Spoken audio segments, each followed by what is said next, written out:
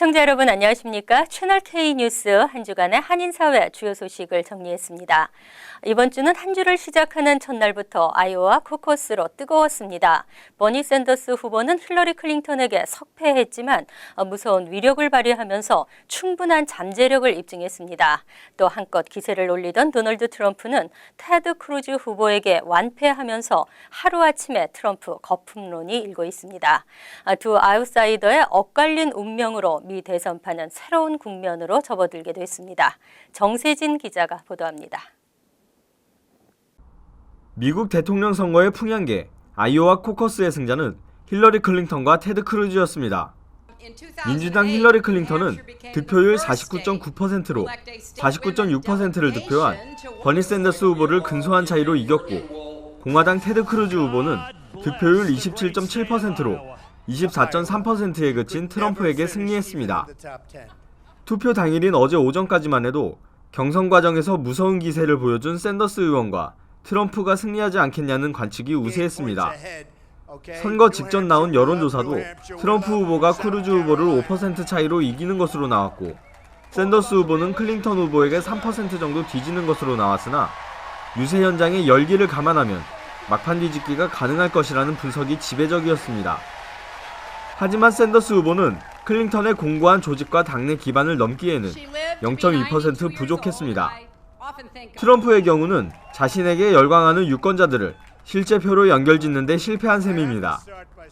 어제 선거 결과는 트럼프의 패배라는 평가에는 이견이 없지만 샌더스 의원에 대해서는 비록 석패했지만 돌풍의 실체를 보여줬고 사실상 승리한 것이나 다름없다는 분석도 나오고 있습니다.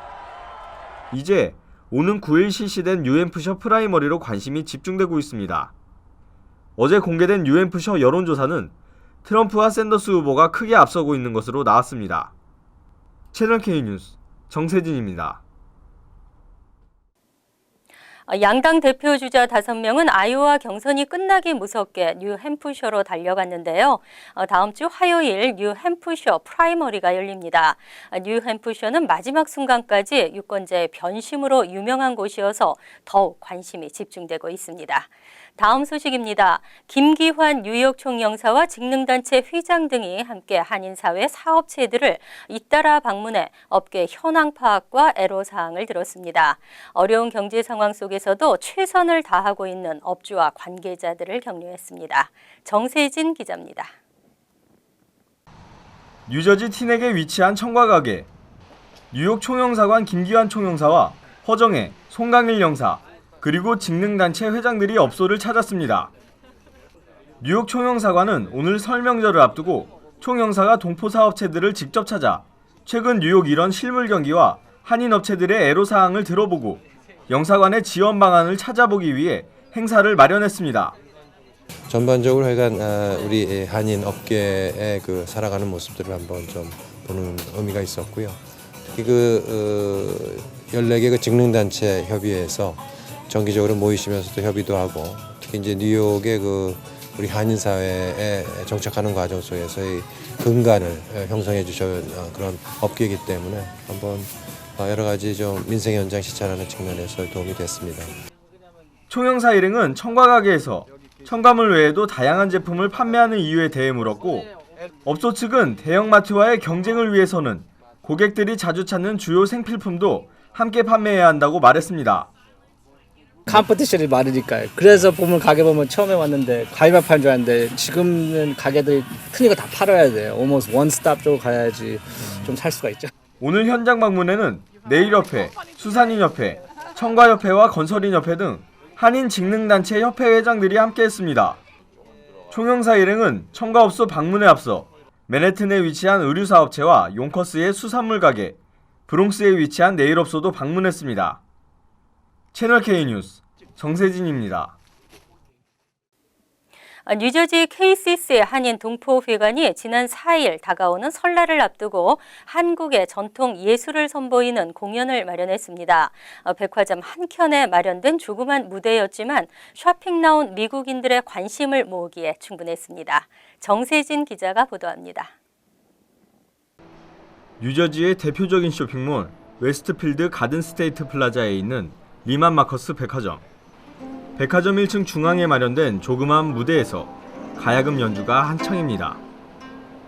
우리 전통의 민요 아리랑에 이어 우리 귀에도 익숙한 미국의 민요들과 팝 음악이 연주되자 지나가던 쇼핑객들도 발길을 멈추고 공연 모습을 촬영합니다.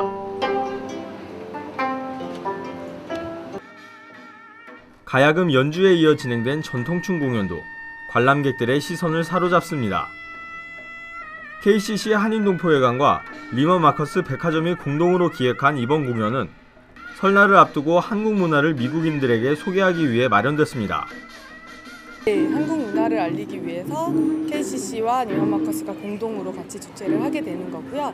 지금 많은 분들이 한국 문화에 관심을 가지고 있는 상태예요. 그래서 한국 문화를 좋게 알릴 수 있게끔 저희가 같이 노력하고 있습니다. 무대를 마련해준 백화점 측은 그동안 여러 방법으로 한인 커뮤니티와 문화적인 교류를 해왔다며 좋은 공연을 하게 되어 기쁘다고 밝혔습니다. Neiman Marcus Paramus is very excited to be joining forces with the Korean community to celebrate the Lunar New Year. We've had a long-standing relationship with the Korean community and have supported the arts in a number of different ways. 이번 설날 행사는 오는 토요일 오전 11시에 한 차례 더 개최되며 공연 외에도 한복, 전통 자수, 서예, 수목화 등도 함께 전시됩니다. 채널 K 뉴스 정세진입니다.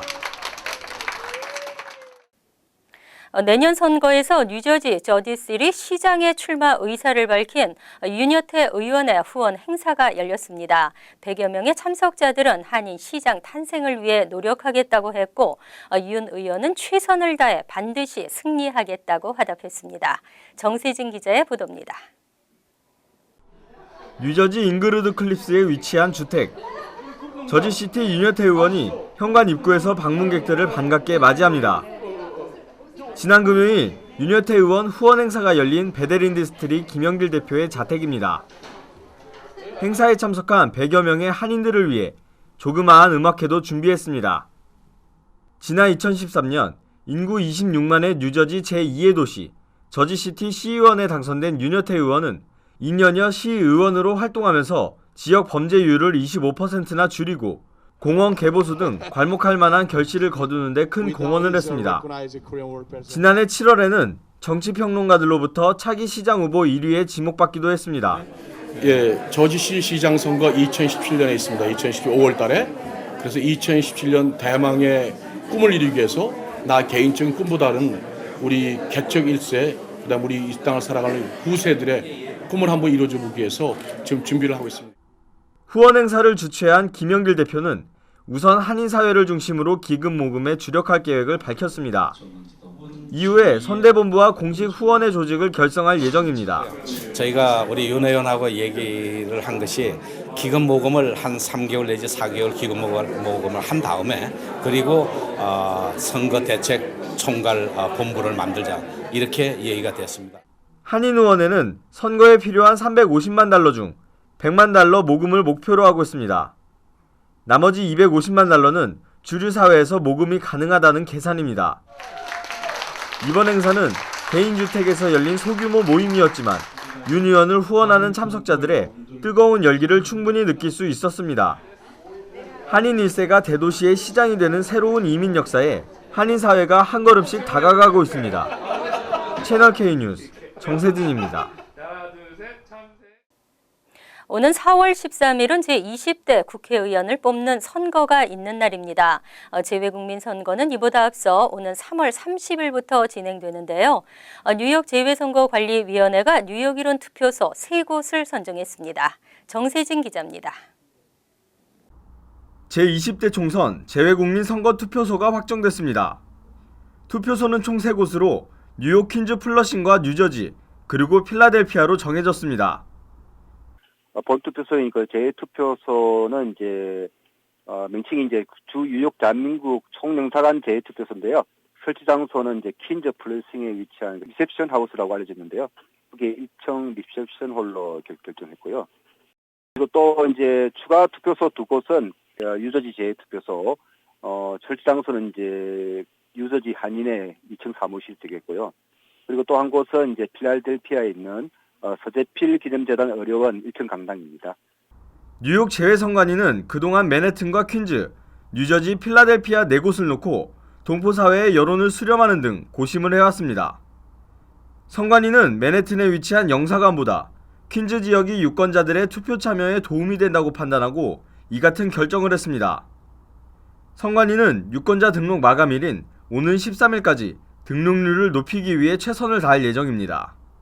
앞으로 한 10일 정도 이제 신고 신청 기간이 남았는데 이제 추가 투표소 설치된 장소도 결정되었으니까 투표 장소 널리 홍보해서 많은 분들이 이게 참여할 수 있도록 적극 홍보하도록 하겠습니다. 이번 재외선거는 인터넷 등록 등 편의성이 대폭 강화됐지만 어제까지 5,036명만이 등록을 마쳐 등록률이 5%에도 미치지 못하는 실정입니다. 채널K 뉴스 정세진입니다. 이민 문제가 대선과도 맞물리면서 미국이 고심하고 있습니다. 이민개혁이 순조롭지 않자 대통령은 행정명령을 발동했지만 이마저도 난관에 봉착하고 있습니다. 하지만 대다수의 국민들은 오바마 대통령의 이민개혁 행정명령을 지지하고 있는 것으로 나타났습니다. 로이터 통신이 최근 실시한 여론조사에 따르면 대다수의 미국인들이 오바마 대통령의 추방류의 확대 행정명령을 지지하는 것으로 나타났습니다. 유권자 1,200명을 상대로 실시된 여론조사에서 응답자 가운데 61%는 특정 요건을 갖춘 불법 체류 이민자들의 미국 체류를 허용하는 행정명령을 지지한다고 대답했습니다. 특히 공화당원들 가운데도 이민개혁 행정명령을 지지한다고 대답한 경우가 적지 않았습니다.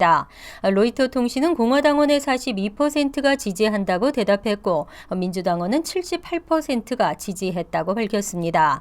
로이터는 또 이번 설문조사에서 같은 내용의 이민 개혁안이었는데도 불구하고 오바마 대통령의 이름을 포함시키는 것과 포함시키지 않은 설문에서 큰 차이를 보였다고 덧붙였습니다. 2016 회계년도 노동허가를 받은 취업이민 한인 신청자가 폭증했습니다. 지난해에 비해 무려 167%, 3배에 가까운 증가를 보이면서 인도에 이어 두 번째를 차지했습니다. 연방노동부가 지난 2일 발표한 2016 회계년도 1사분기 노동허가서 발급 현황에 따르면 이 기간 노동허가를 승인받은 한인 취업이민 신청자는 전체 취득자의 4%에 해당하는 19,099명으로 집계됐습니다. 지난해 같은 기간 746명에 비해 무려 167%나 증가했습니다. 출신 국가별 순위에서도 인도 13,265명에 이어 두 번째를 차지했습니다. 노동허가 취득자를 주별로 보면 뉴욕과 뉴저지가 각각 1,867명과 2,260명이었고 캘리포니아가 5,790명으로 가장 많았습니다. 비자별로는 전문직 취업비자 소지자가 83%, 18,097명으로 최다를 기록했고 주재원 비자와 학생 비자 소지자는 각각 1,320명과 1,013명으로 집계됐습니다. 직종별로는 소프트웨어 개발 및 응용이 가장 많았고 컴퓨터 시스템 분석과 소프트웨어 개발 등이 뒤를 이었습니다. 학력 수준은 석사 학위 이상이 47%, 학사 39% 등으로 고학력자들이 무려 93%를 차지했습니다. 한편 노동허가 신청서 10건 중 2건은 감사나 고용감독 등 정밀 재검사를 받고 있는 것으로 나타났습니다.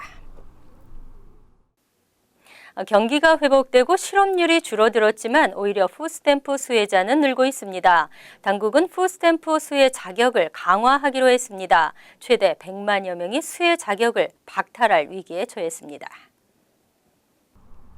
뉴욕을 포함한 주정부와 연방정부는 18에서 49세 노동 가능 인구 중 장애가 없는 경우 또 자녀를 양육하지 않는 실업자들에게는 36개월마다 수혜 가능 기간을 3개월로 제한하는 규정을 지난 2007년부터 한시적으로 적용하지 않아왔습니다. 하지만 점차 경기가 회복되면서 지난달부터는 다시 규정을 복원 시행하고 있는 것으로 나타났습니다. 2007에서 2009년 극심한 경기 침체 당시와 비교해 현재 현재 실업률은 절반 수준으로 줄었지만 푸드스탬프 이용자는 오히려 급증해 최대를 기록하면서 당국이 푸드스탬프 수혜자 줄이기 규정을 복원했다는 분석입니다. 이 규정에 적용되는 사람이 계속해서 푸드스탬프를 이용하려면 최소 주 20시간을 노동하거나 직업훈련을 받아야 합니다. 뉴욕주에서는 5만 1,000명가량이 영향을 받을 것으로 예상되지만 뉴욕시와 16개 카운티, 7개 도시 등에서는 규정이 적용되지 않습니다. 단 규정 면제를 받더라도 해당 푸드스탬프 이용자들은 현재 취업 준비를 하고 있지만 마땅한 일자리가 없었다는 것을 충분히 입증해야 합니다. 사스, 에볼라, 메르스, 레지오넬라에 이어 지카 바이러스, 형체도 없고 뚜렷한 치료약도 없는 정체불명의 바이러스가 이름만 바뀌면서 공포를 만들고 있습니다. 전 세계가 지카 바이러스로 비상인 가운데 여행 자제, 헌혈 자제가 권고되고 있습니다. 날씨가 따뜻해지는 4월 이후가 되면 이집트 순모기가 더 활성화될 수 있다고 하니 더 걱정인데요. 날이 따뜻해지면서 걱정이 늘어가는 한인 업주들이 있습니다. 지난 여름 각 건물의 냉각탑 오염으로 레지오넬라균 감염이 퍼지면서 당국이 규정을 강화했습니다. 단속 대상에 포함된 델리, 청과 슈퍼마켓 등 한인 업소들은 규정을 어길 경우 최대 2만 5천 달러의 벌금에 기소까지 가능합니다. 3월 1일까지 보건국에 등록하고 검사를 마쳐야 하기 때문에 철저한 준비와 대비를 해야 할 것으로 보입니다. 채널 K 뉴스 여기서 마칩니다. 함께해 주신 여러분 고맙습니다.